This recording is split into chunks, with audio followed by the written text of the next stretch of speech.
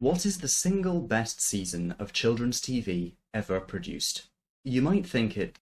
Never mind actually, you've read the title. Let's skip this long-winded introduction and talk about why TUGS, Thomas the Tank Engine's one-season sister show about a bunch of boats with faces, is so wonderful.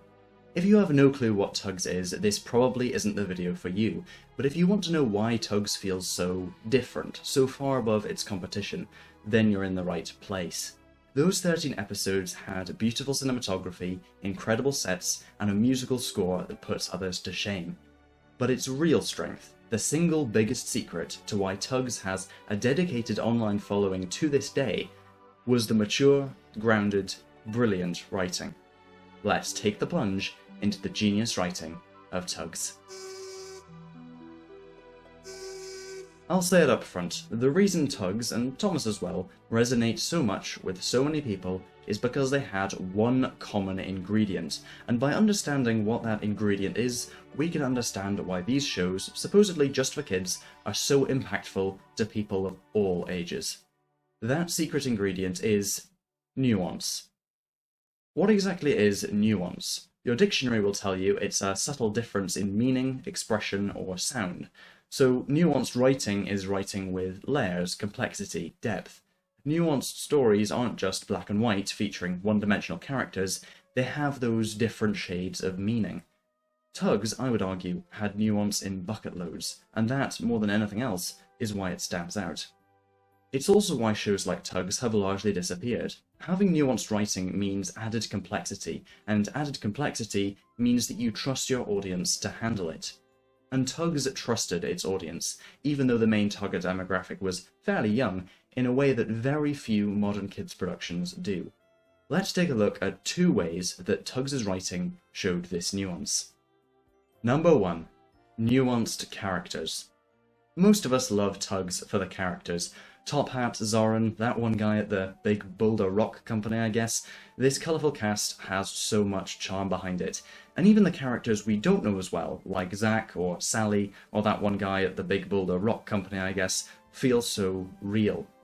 But how are they nuanced? The answer, very simply, is buts.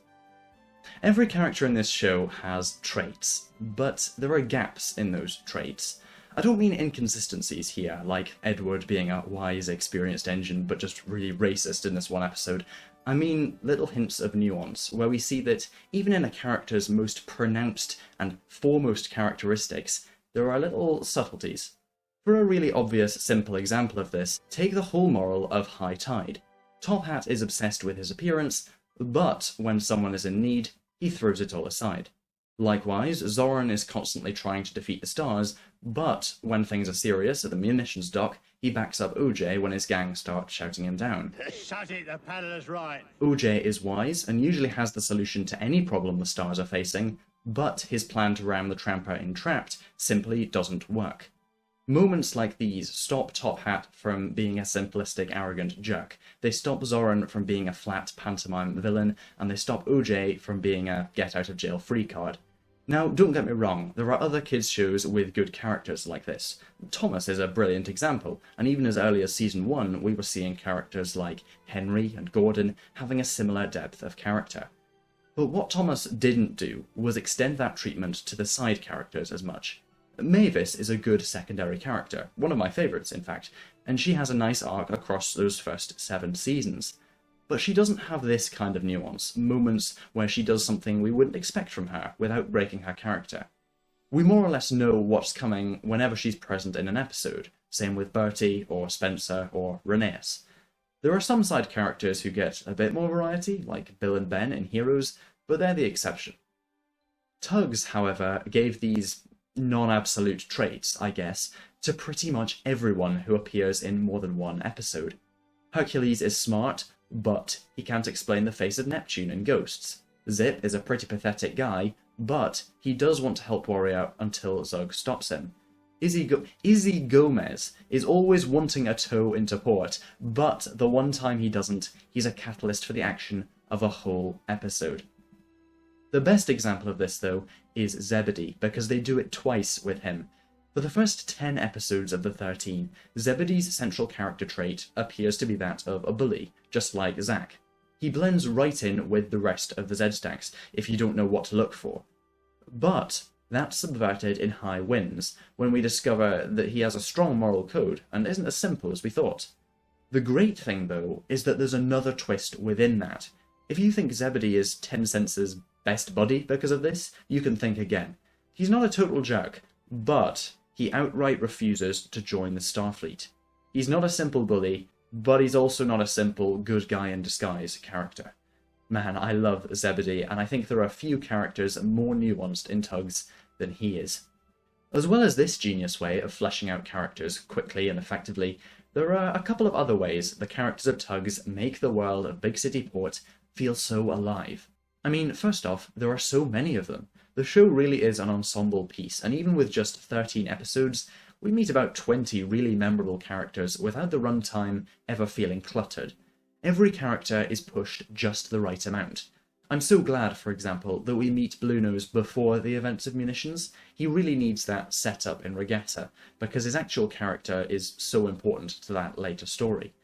With a character like Johnny Cuba, though, we don't need more than one episode to understand this maniac, and the fact that he's only in one episode actually makes him way more impactful. Johnny Cuba actually leads me on to another point that makes these characters feel real. They have stories outside of the show. We know that long before the events of High Winds, Johnny and Captain Zero have had some serious beef, but the series doesn't waste time telling us exactly what went down. The characters feel much more believable if there are things about them we don't know, because that's how people work in real life. The TUGS of Big City Port have lives outside of the show, in the same way that the people we meet have lives outside of our interactions with them. Finally for this section, the characters in this show are, with a few exceptions, very smart. Aside from in the pilot episode Sunshine, where the personalities of the characters are the main focus, there's very little stupidity for the sake of plot here. In fact, the TUGS generally make very smart decisions, just with incomplete knowledge. It's pretty smart of Zack and Zebedee to think of taking the narrow canal in high tide, but it's even smarter of Big Mac not to follow them due to the high water level, and it's even smarter of Top Hat to, prevent several deaths. Another great example of smart characters in this show is their snappy exchanges. Johnny Cuba pushed me into the rocks. My engine's dead. I need a tow. Johnny who? Don't play dumb with me. I hear Zero and Johnny are good buddies. Oh, not anymore. I cut Ha! the week. So you do know him. It's not mind-blowing dialogue, and it doesn't need to be, because it just has a quick-witted intelligence that makes it fun to watch. Oh my, you're quick. But that's enough rambling about these Boaty McBoatfaces. Let's talk about something I think is even more interesting. The themes of the show's writing. Number 2. Nuanced Themes. TUGS deals with some heavy topics. It also deals with some light, fairly common themes in kids' TV shows, but does it in that nuanced style I've been talking about. Let's start in a bit of an odd place here, though, with the theme of money. You may never have realised this before, but there isn't an episode in the series that doesn't involve money somehow. For a start, this really ups the realism. Our two main fleets aren't just collections of fun characters, they're actual companies. Our main exposure to Captain Zero is when he's ranting about corruption and bad business ethics. And even from Captain Star, we see the cutthroat nature of the money-driven world he lives in. When barges start going missing in Pirates, it's not just a gimmick to set up a cool plot, it's a financial threat. The Z-Stack's minds immediately jump to the idea that Tencent is selling the barges off on the side, and then trapped, Zoran's threat to Zip and Zug that There'll be daylight robbery out of your pay packets. comes off as pretty serious. Everything from a tow into port to OJ's literal soul has a price in this world. But that's what makes lines like this But we must. He's our friend. Friends are valuable, man. even better. The value of friendship is heightened because it's placed above the value of success and money in this show, and we constantly see the stars sacrificing themselves for greater causes across the season. Tencent goes after Sunshine in the pilot even when he thinks Sunshine has lost them a ton of money. The group rescue Grampus even though it'll put them in the Navy firing line. And Star is ultimately willing to spend a fortune on OJ because of his bravery, and so on and so on. The theme of friendship is given a new complexity, a nuance, because of how gritty and often self-serving the world of TUGS is. There's a way bigger theme in this show than money, however, and that's death.